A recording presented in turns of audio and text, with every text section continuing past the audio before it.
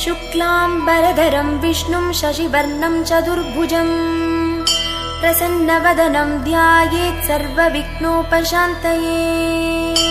व्यासं वसिष्ठनप्तारं शक्ते पौत्रमकल्मषम् पराशरात्मजं वन्दे शुकतातं तपोनिधिम्। व्यासाय विष्णुरूपाय व्यासरूपाय विष्णवे नमो वै ब्रह्मनिधये वासिष्ठाय नमो नमः। अविकाराय शुद्धाय नित्याय परमात्मने सदैकरूपरूपाय विष्णवे सर्वजिष्णवे। ॐ नमो विष्णवे प्रभविष्णवे। श्रीवैशम्पायन उवाच श्रुत्वा धर्मान् शेषेण पावनानि च सर्वशः युधिष्ठिरः शान्तनवं पुनरेवाभ्यभाषत।